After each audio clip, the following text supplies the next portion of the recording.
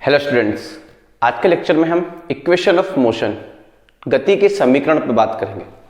वैसे ये आप सभी डिस्कस करके आ चुके हैं, पढ़ के आ चुके हैं, बट अपन यहाँ पे डिटेल में डिस्कस करेंगे कि किस तरीके से अपन लोग इक्वेशन ऑफ मोशन गति की समीकरण को यूज करके, उपयोग करके अपन किसी भी सिस्टम, किसी भी निकाय का वेग, वेलोसिटी, एक्सेलरेशन, त्वरण, डिस्प्लेसमेंट, विस्थापन, टाइम कि उसको कितना टाइम लग रहा है, ये सब अपन यहां पे क्या कर सकते हैं, कैलकुलेट कर सकते हैं। इट मींस अपन यहां पे किसी भी ऑब्जेक्ट के मोशन के बारे में क्या कर सकते हैं, बहुत इजीली पता कर सकते हैं कि उसको एक जगह से, एक पॉइंट से, इनिशियल पॉइंट से फाइनल पॉइंट तक जाने में उसको कितना टाइम लगेगा। आई बात समझ में? तो आप सबको पता है, पहले मैं आपको बताता हूं, ठीक, कि जब भी अपन इक्वेशन ऑफ मोशन की बात करेंगे, गति की समीकरण की बात करेंगे, तो एक्सेलरेशन को अपन लोग क्या ले लेंगे, एक तरीके से कांस्टेंट ले लेंगे। इट मींस नियत ले लेंगे। आई बात समझ में आप सभी को? ठीक। अब जब अपन इक्वेशन ऑफ मोशन पे बात करेंगे तो आप देखना, फर्स्ट इक्वेशन ऑफ मोशन आप लोगों के पास होती है v equal to u plus A t. S equal to second equation of motion आप लोगों के पास होती है u T plus half A T square. और थर्ड इक्वेशन ऑफ मोशन होती है v square equal to you square plus two A s. आई बस में इसी इक्वेशन ऑफ मोशन को अपन दूसरी तरीके से भी लिख सकते हैं। ठीक। अब इसी में अपन थोड़ा सा और आगे बढ़ेंगे तो अपन इस इक्वेशन ऑफ मोशन को बात करेंगे v equal to U minus A T. ठीक। और यहां पे लिखेंगे अपन s equal to U T minus half A T square. और इसको लिखेंगे अपन v square equal to you square minus two A S. तो अपन दो तरीके से इक्वेशन ऑफ मोशन को डिफाइन करेंगे, एक u plus A T, U T plus half A T square, V square equal V square plus two A S. तो जब भी अपन प्लस की टर्म में बात करेंगे तो इट मींस यहां पे जो अपन लोगों के पास एक्सेलरेशन होगा, अपन लोगों के पास यहां पे जो एक्सेलरेशन होगा, त्वरण होगा, वो आप लोगों के पास क्या होगा, पॉजिटिव होगा। अभी मैं आपको बताऊंगा कि पॉजिटिव और नेगेटिव का मतलब क्या है। इट मींस जब भी यहां पे प्लस का साइन आ रहा है तो जो एक्सेलरेशन होगा, वो एक्सेलरेशन आपके पास क्या होगा, एक तरीके से पॉजिटिव एक्सेलरेशन होगा। ठीक है ना, धनात्मक त्वरण होगा।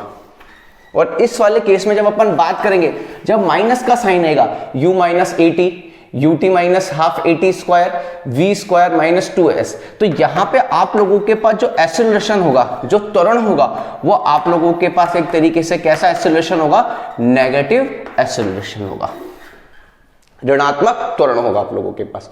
तो जब पॉजिटिव एक्सेलरेशन की बात आएगी तब अपन इस इक्वेशन ऑफ मोशन को काम में लेंगे, और जब अपने पास नेगेटिव एक्सेलरेशन की बात आएगी तब अपन इस इक्वेशन ऑफ मोशन को काम में लेंगे। आई नहीं आई बात समझ में आप सभी को?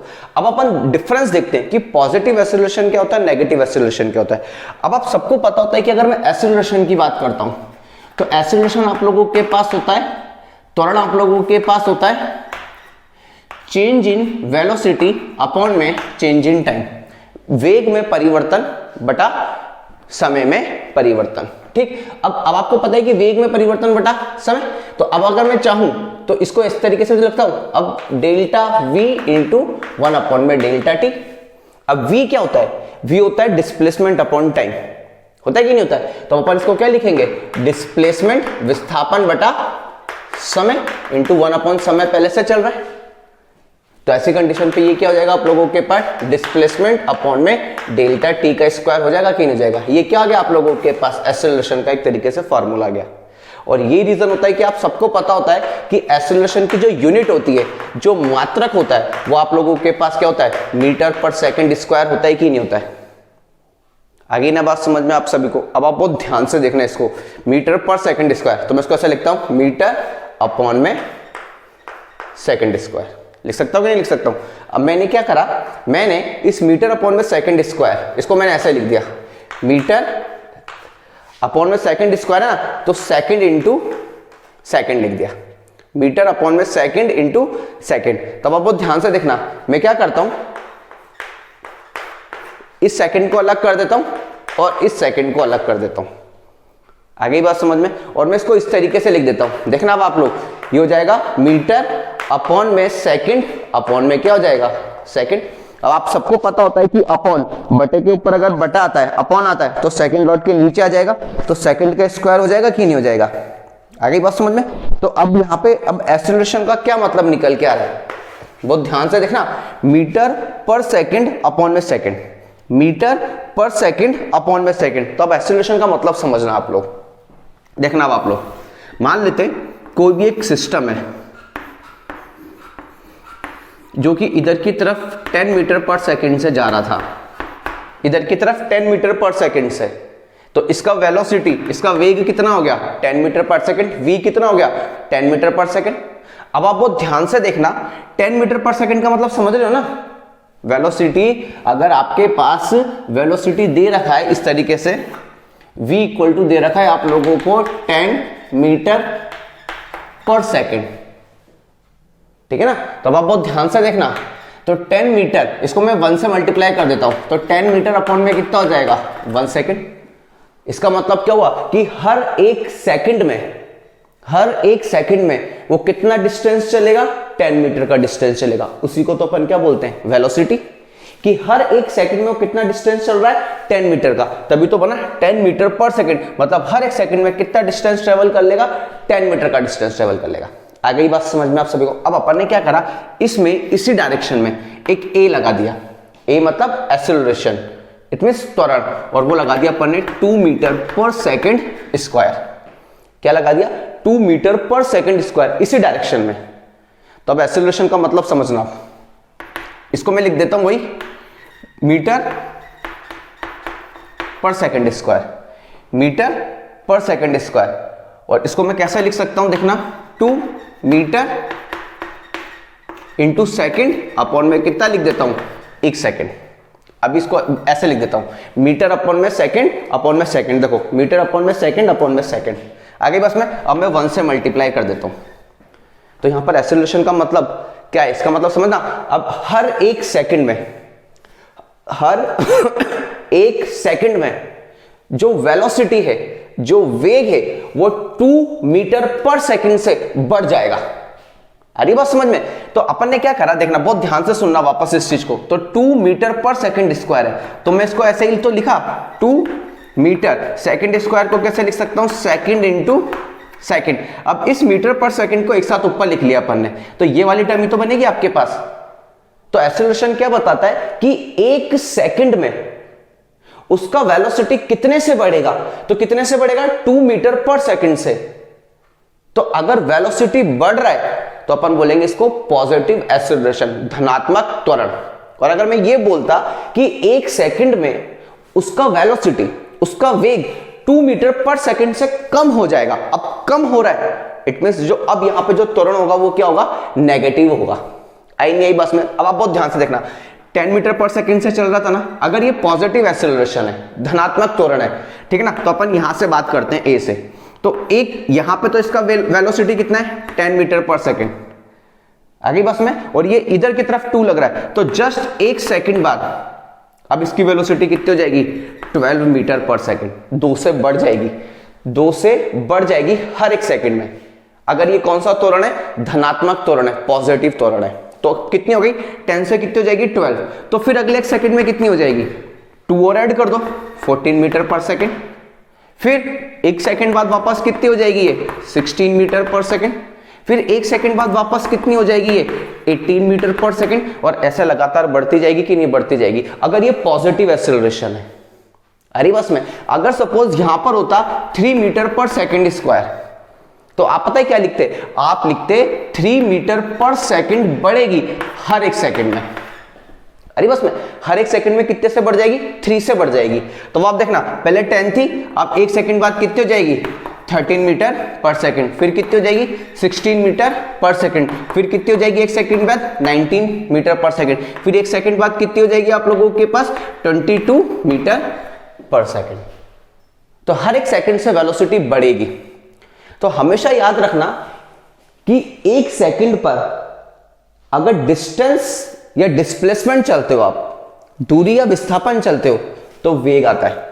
लेकिन अगर 1 सेकंड पर वेग बढ़ता है या वेग कम होता है, तो आप लोगों के पास कौन निकल के आता है, त्वरण निकल के आता है, एक्सेलरेशन निकल के आता है। पहला तो एक्सेलरेशन का मतलब समझ में आया कि नहीं आया, ठीक। और अगर यही इतना समझ में आया कि नहीं आया, चलो इसमें अपन थोड़ा सा एक बार और अच्छे से एक्सप्लेन करते हैं इसको ना। देखना अब आप लोग, देखना अब आप लोग, मान लेते हैं कि वही सिस्टम है, इस तरीके से जा रहा है, इस तरीके से मान लेते हैं 20 मीटर पर सेकेंड से जा रहा है, तो वेलोसिटी तो किधर होगी इसकी, इधर की तरफ हो गई ना। और मैंने एक्सीलरेशन लगा दिया किधर की तरफ, इधर की तरफ, रोकने वाला। अब रोकेगा, जो इधर जा रहा है उसको रोकेगा। अब रोकेगा तो ये रोकेगा तो आप लोगों के पास ये नेगेटिव हुआ कि नहीं हुआ। और मान लेते हैं कि आप लोगों के पास नेगेटिव में कितना है, नेगेटिव में आपके पास 5 मीटर, मैंने डायरेक्शन लगा दी इसलिए नेगेटिव साइन नहीं लगा रहा हूं, 5 मीटर पर सेकेंड स्क्वायर। तो मैं इसको क्या लिख सकता हूं, 5 मीटर पर सेकेंड अपॉन में कितना हो जाएगा, 1 सेकेंड। मतलब हर 1 सेकेंड बाद इस निकाय की वेलोसिटी, हर 1 सेकेंड बाद इस निकाय की वेलोसिटी कितने से कम हो जाएगी, 5 से कम हो जाएगी। तो अपन ने कहां से मेजर करा, मान लेते हैं ए से। यहां पर इसकी वेलोसिटी कितनी थी, 20 मीटर पर सेकेंड। तो 1 सेकेंड बाद इसकी कितनी रह जाएगी, 20 में 5 माइनस कर दो, 15 मीटर पर सेकेंड। फिर 1 सेकेंड बाद कितनी रह जाएगी, 10 मीटर पर सेकेंड। फिर 1 सेकेंड बाद कितनी रह जाएगी आप लोगों के पास, 5 मीटर पर सेकेंड। फिर 1 सेकेंड बाद आप लोगों के पास कितनी रह जाएगी, 0 मीटर पर सेकेंड, मतलब रुक जाएगा वो। आ गई बस में। तो हमेशा याद रखना कि अगर आप लोगों के पास वेलोसिटी के डायरेक्शन में अगर एक्सेलरेशन है, वेलोसिटी और एक्सेलरेशन, वेग और त्वरण एक ही दिशा में, तो ऐसी कंडीशन पे वेग हमेशा बढ़ता जाएगा। लेकिन अगर सपोज आपके पास वेलोसिटी, वेग और एक्सेलरेशन एक दूसरे के अपोजिट डायरेक्शन में है, तो समय के साथ वेग क्या होता चला जाएगा, आप लोगों के पास कम होता चला जाएगा। वेलोसिटी क्या होती चली जाएगी, आप लोगों के पास डिक्रीज होती चली जाएगी। आई नहीं आई आप लोगों को बात समझ में, एक्सेलरेशन का मतलब समझ में आया कि नहीं है। तो जब भी वेलोसिटी, वेग की बात करेंगे तो 1 सेकंड में कितना डिस्प्लेसमेंट, कितना विस्थापन कर रहा है वेलोसिटी। लेकिन 1 सेकंड में कितना वेग बढ़ रहा है या कितना वेग कम हो रहा है, वही आप लोगों के पास एक तरीके से क्या होगा, एक्सेलरेशन होगा। अगर वेग बढ़ेगा समय के साथ तो धनात्मक त्वरण, और अगर वेग समय के साथ कम होगा तो आप लोगों के पास क्या होगा, एक तरीके से ऋणात्मक त्वरण होगा। आई बात समझ में। चलो थोड़ा सा और आगे बढ़ते हैं। आप देखना ये चीज समझ में आई ना, एक्सेलरेशन का मतलब, पॉजिटिव और नेगेटिव का मतलब समझ में आया कि नहीं आया। चलो अब थोड़ा सा आगे बढ़ते हैं अपन एक बार।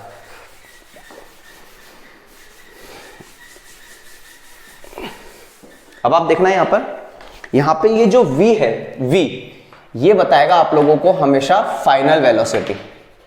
क्या बताएगा, फाइनल वेलोसिटी, मतलब अंतिम वेग।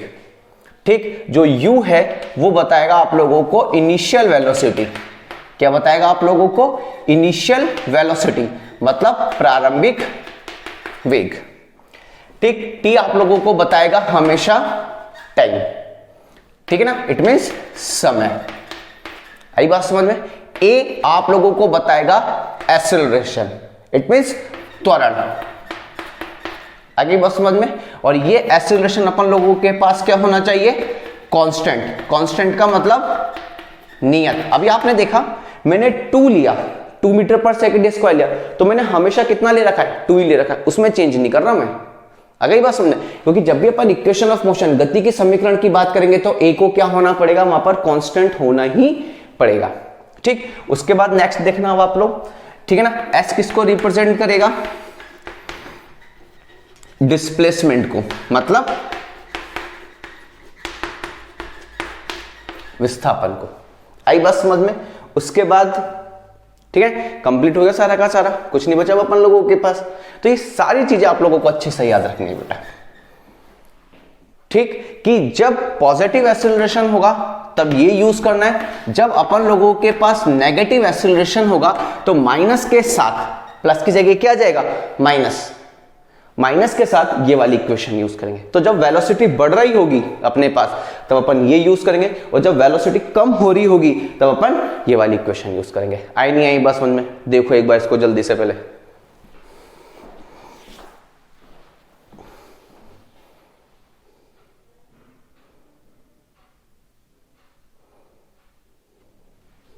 ठीक है, अब आप देखना ये गति की समीकरण को कैसे अपन लोगों ने प्रोड्यूस करा, कैसे बनाया, उस पर अपन थोड़ा सा एक बार बात कर लेते हैं। छोटा सा इनका एक डेरिवेशन है जो आप लोगों को याद रखना है। बस मेन तो आप लोगों को ये इक्वेशंस ही याद रखनी है, ये समीकरण ही आप लोगों को याद रखनी है, यही अपन लोगों के काम आएंगी हमेशा। ठीक है, तो देखना अब आप लोग,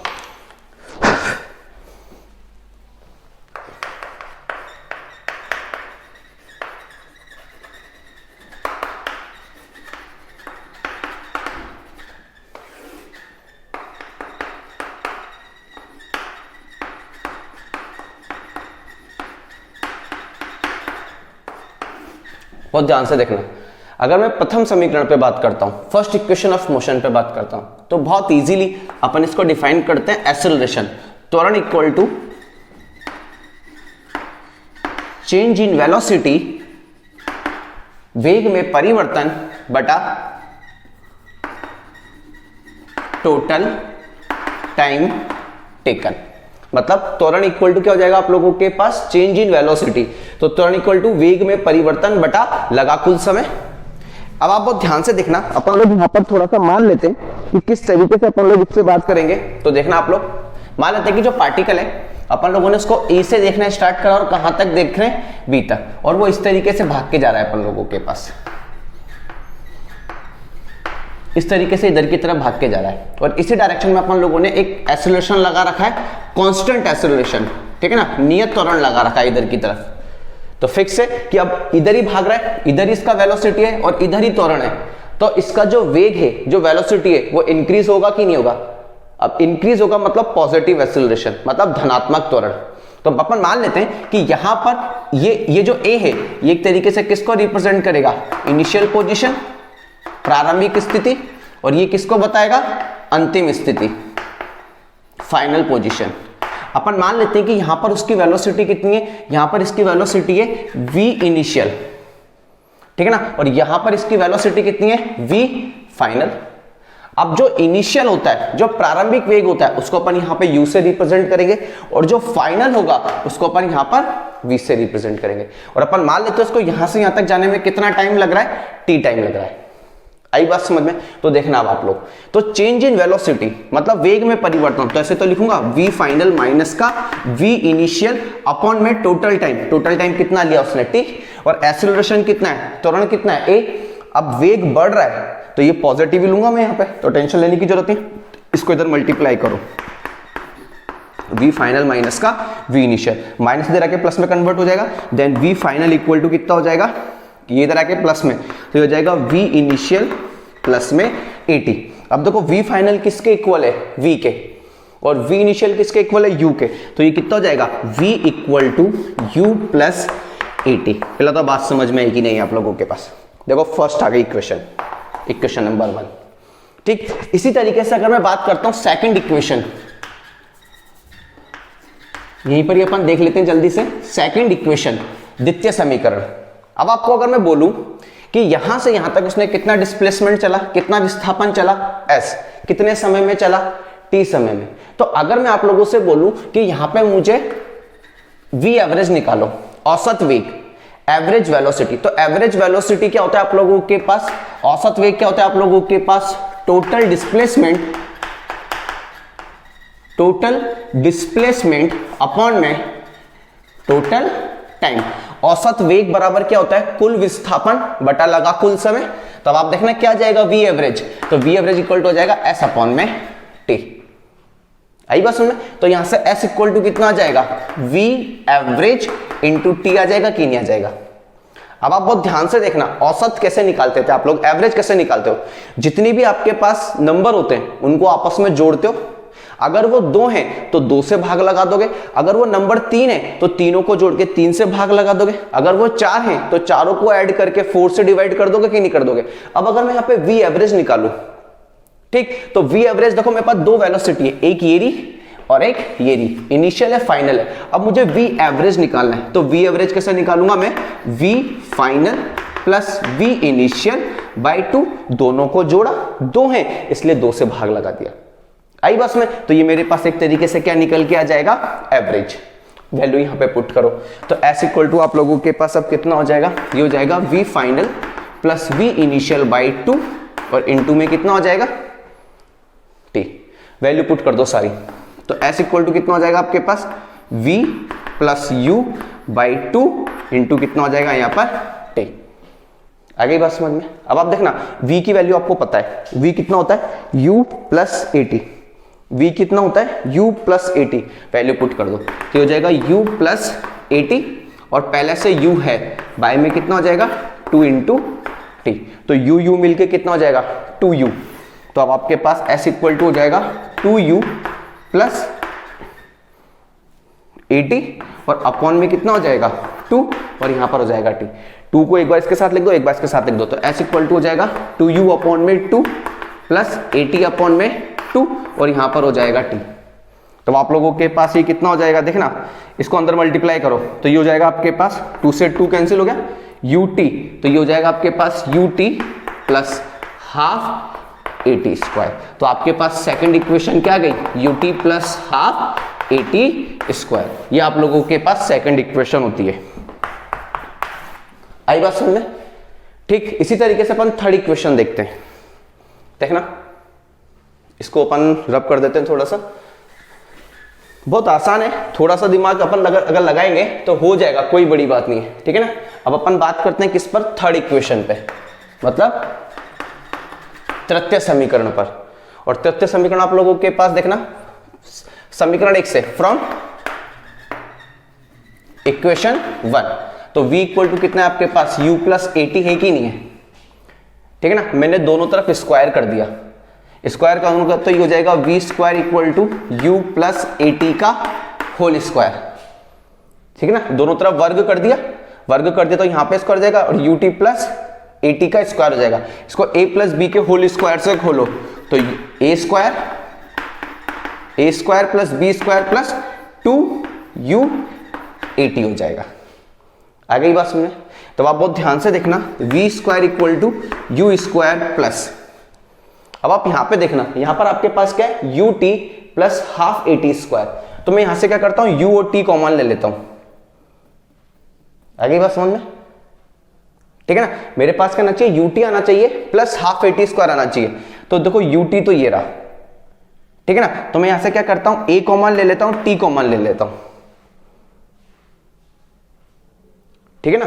या फिर ऐसा करता हूं 2a कॉमन ले लेता हूं, 2a कॉमन ले लेता हूं, ठीक है ना। 2a कॉमन लेते ही यहां पे कितना बचेगा आपके पास ut, 2a कॉमन लेते ही यहां पे कितना बचेगा ut, यहां पर a स्क्वायर है तो एक a तो बाहर आ गया ना, तो बचा a और t स्क्वायर वैसा का वैसा रहेगा। लेकिन देखो 2 तो यहां पे इसलिए बाहर आ गया, यहां पे कुछ भी नहीं बचा, और यहां पे कुछ भी नहीं तो यहां पे 1/2 हो जाएगा कि नहीं हो जाएगा।